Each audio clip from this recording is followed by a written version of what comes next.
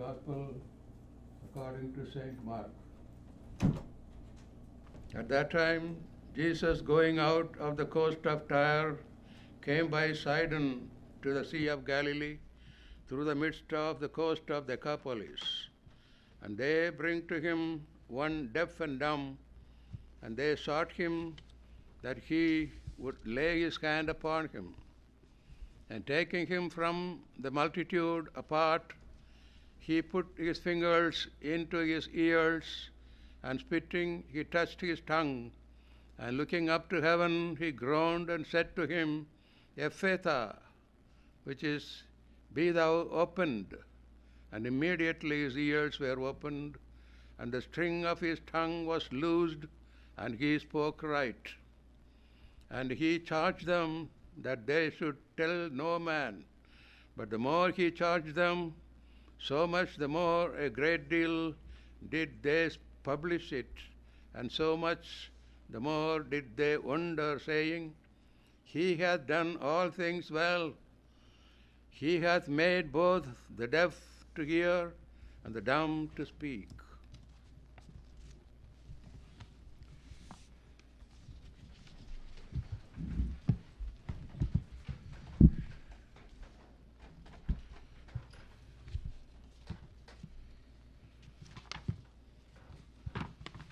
The 11th Sunday after Pentecost. He hath made both the deaf to hear and the dumb to speak. In the name of the Father, and of the Son, and of the Holy Ghost. Amen. My dear brethren in Jesus Christ, in the miracle of today's Gospel, we see that our Lord produces wonderful effects in our souls by means of the external signs of the sacraments. The deaf and dumb man who is brought to our Lord signifies those who desire neither to hear nor to speak of things concerning their salvation and sanctification. There are people among us, or we also may be behaving in this manner, speaking about things which are not at all useful for our salvation and sanctification, but keeping dumb about things which are holy, and close our mouth to speak to God in prayer and to hear the counseling given to us in the confessional or in the spiritual conferences and directions. The story of this particular miracle of the Gospel and its significance is renewed in all the sacraments, and chiefly when a child is baptized in the Catholic Church. In the ceremonies of baptism, the priest who represents our Lord touches the nostrils and the ears of the infant with his thumb moistened with saliva, saying the word Ephphatha, be opened. What we may recall as miracle represented by this action of the priest, the opening of the spiritual senses of the child. The opening of the spiritual senses by the very words which come from God, Ephphatha, be opened. What is it that the spiritual ear ought to hear? It is the voice of God. God is always speaking to us either by His own inspirations, or by our guardian angels, or by the voice of the priests who preach in the pulpit, or instruct in the confessional, by the revelations and messages of Our Lady, and by reading good books and other means. God is speaking to us in several ways to us every day. and every moment if possible. But we do not listen to his voice. Our ears get so deaf that they cannot hear the voice of God, though it sounds ever so plainly. For example, St. Paul in his epistle to Timothy, chapter 4, says, "For there will come a time when they will not endure the sound doctrine, but having itching ears will heap up to themselves teachers according to their own hearts and lusts, and they will turn away their hearing from the truth and turn aside rather to fables." But on the contrary, as said by St. Louis de Montfort, the true and eternal wisdom, Jesus Christ, communicates himself, his virtues, for the glory of God, and makes them so great things, do so great things for the glory of God and for the salvation of souls. Yes, my dear brethren, at the end of times, Our Lady wants to make use of each and every one of us for the glory of God and for the salvation of souls. God is calling us continually to repent, but we refuse to hear the voices of God. And so, becoming deaf, we become dumb also. Our souls are dumb to speak to God. There is no habit of prayer every day, and if possible, all along the day. No desire for loving contemplation, meditation, no sincere opening of our conscience in the sacrament of confession. And we go quite regularly for Mass and observe the laws of the Church, but neglect to do our duty to make a good confession in order to change our life, in order to be renewed and get rid of the habits of certain sins and habits. Either we are honest enough sometimes to say, "You see, I cannot make up my mind to give up my sins, so it will be no use to go to confession." Many are tempted to say like this. Or sometimes we are honest enough to make excuses.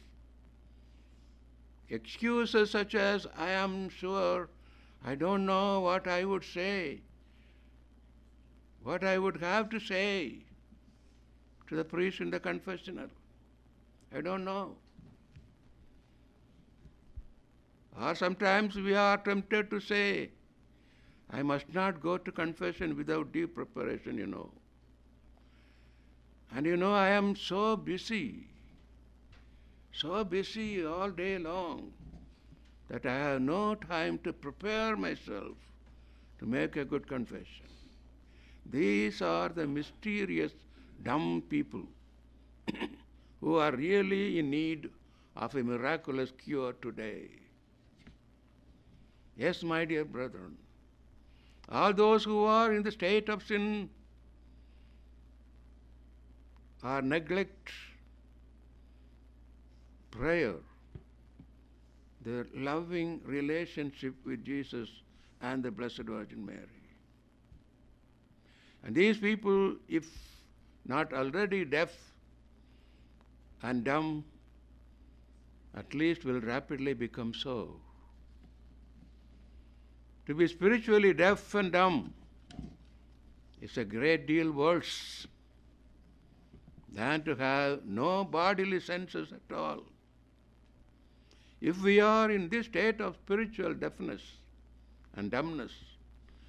Let us now arouse ourselves while there is time, and ask our divine Lord and our Lady to save our souls, so that we may be able to say to ourselves, Jesus hath done great things, both to deaf to hear and the dumb to speak.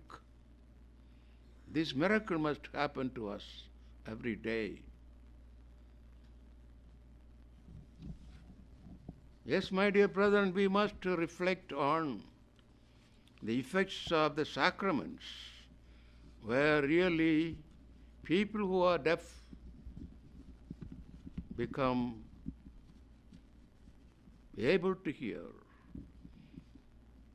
People who are dumb become able to speak to God and speak about God, speak about things of God, about our own sanctification and salvation. The first effect of sacrament and all the sacrament is sanctifying grace. The principal effect of all the sacraments. Chiefly two of those sacraments, baptism and confession. These are called sacraments of the dead. They were instituted to confer the first sanctifying grace by which the soul, dead in sin, is restored to spiritual life. Yes, those who are baptized, they are expected to live like saints, with sanctifying grace always in their soul. And if at all they accidentally fall into sin, they make their confession, get forgiveness, not only forgiveness, but the grace to live a life which is holy, with sanctifying grace.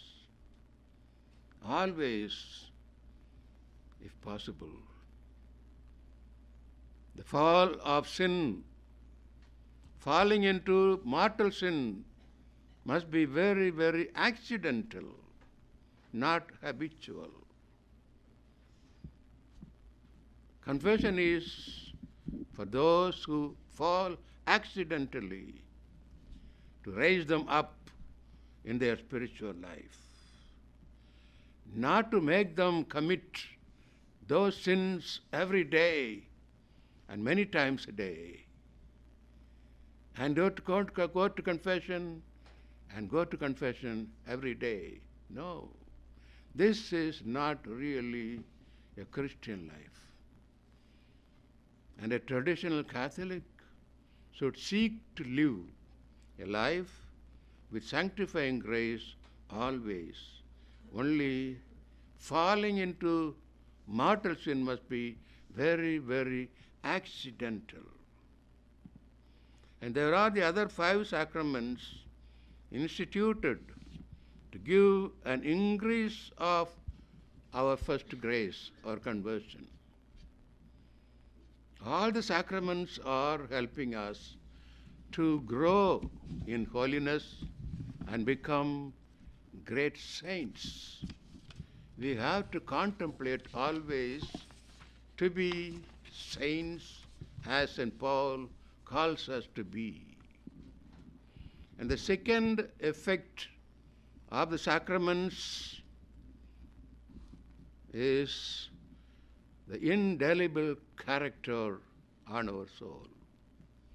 There are 3 sacraments: baptism, confirmation, and holy orders. These make an imprint in our soul, indelible character of our soul, distinguishing the recipient from others, bestowing power. This character is received even by those who sin. Yes, as having been instituted by our Lord Himself, the sacraments are deserving greatest honor and respect.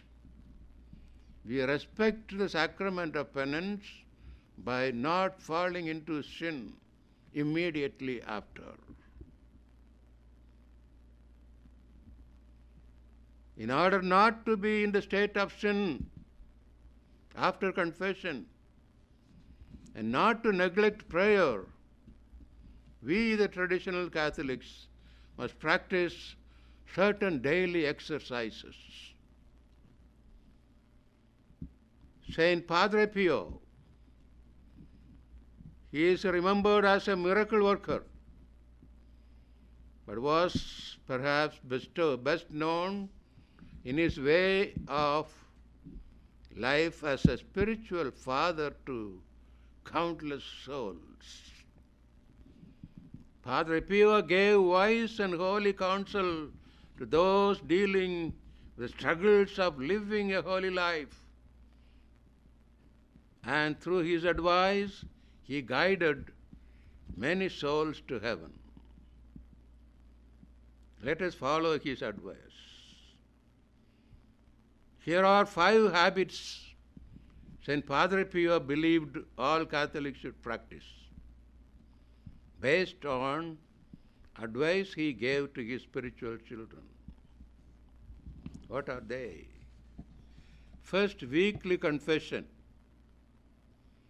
Confession is the soul's bath. We must go at least once a week to take this spiritual bath in order that our souls may not think too much. He says, I do not want souls to stay away from confession more than a week. Even a clean and unoccupied room gathers dust. Return after a week and you will see that it needs dusting again and again. It is like that. Our soul must be dusted at least once a week from venial sins. It doesn't mean that every week you commit all kinds of mortal sin and go to confession every week. No. Going to confession often is to clean the soul from small dusts gathering. Yes. Our soul must be clean. Our soul must be dusted. That's why we are asked to go to confession. And even if you do not commit any sin, you go to confession. There were saints like Saint Catherine of Siena. They were making everyday confession not because they committed mortal sins every day. No. Saints make their daily confession in order to get more grace from that sacrament. Augmentum gratiae. The priest, when absolves, includes this prayer, that he may get increase of grace by this confession. Every time we make confession, even if we did not commit any sin, even if our soul was not in need of forgiveness of sin, our soul is given more grace of sanctification. The more you go to confession, the more you sanctify yourself. You grow in sanctity, augmentum gratiae. You grow in grace. That is the motive why saints were going very often daily to go to confession. It does not mean that you can commit any amount of sin, mortal sin, every day and go to confession every day. No. That is not the meaning of making daily confession. And second practice is daily communion. It is quite true, we are not worthy of such a gift. However, to approach this blessed sacrament in a state of mortal sin is one thing, and to be unworthy is quite another. All of us are unworthy, but it is Jesus who invites us. It is He who desires it. Let us humble ourselves to receive Holy Communion. Receive Jesus with a heart contrite and full of love in the state of sanctifying grace. Third practice is examination of conscience every evening before going to bed. Someone once told Padre Pio that he thought a nightly examination of conscience was pointless because he knew what sin was as it were committed. He did not commit any sin, and therefore he said, there is no need of making an examination of conscience. To this person, Padre Pio replied, that is true enough. But every experienced merchant in this world not only keeps track throughout the day of whether he has lost or gained on each sale. In the evening, he does the bookkeeping for the day to determine what he should do on the morrow. It follows that it is indispensable to make a righteous examination of conscience, brief but lucid, every night, to make an account of our spiritual life to God. Yes, even if you are a saintly person, the more saintly you are, the more you have to keep the account of your soul up to date. Yes. And the fourth practice, daily practice, is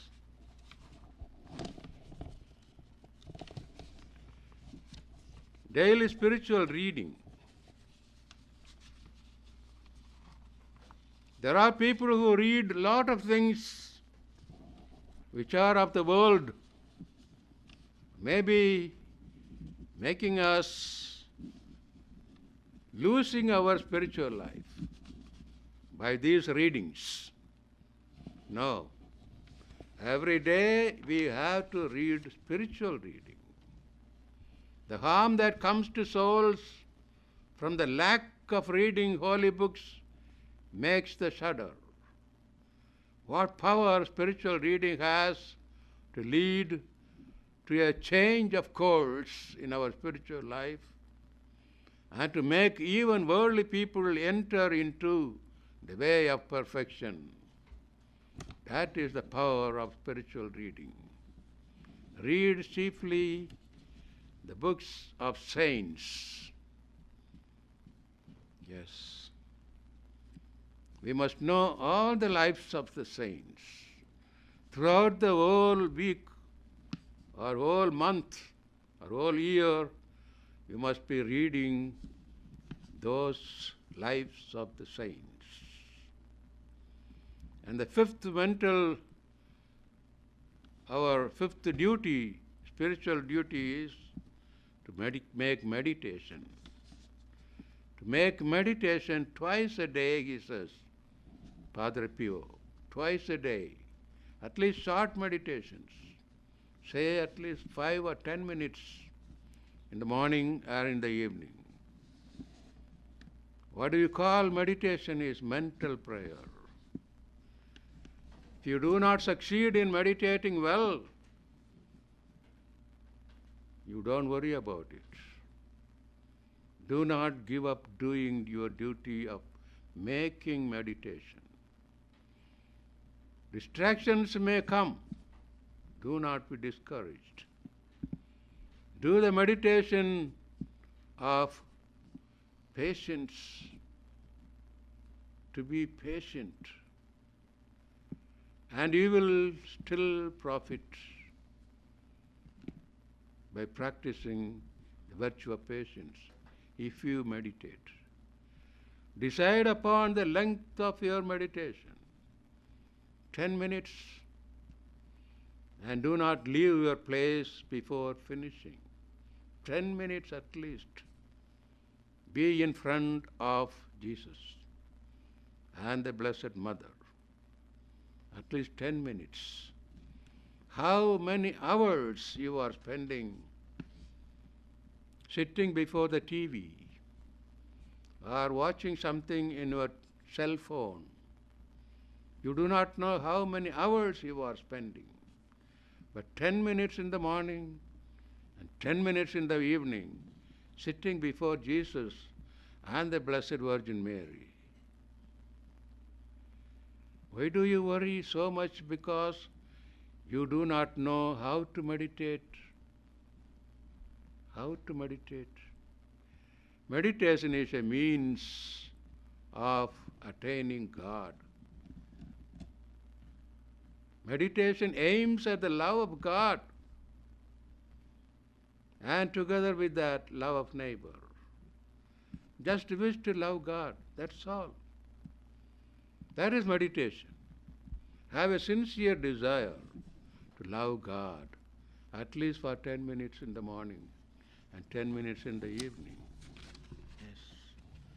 Yes, my dear brethren, let us exercise these things in order that we may give a good account to God when we expire from this life.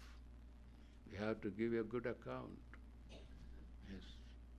It's not enough to practice some kind of holy things like going to Mass, going to devotions, pilgrimages, and finish with that. Live a life as you like. No.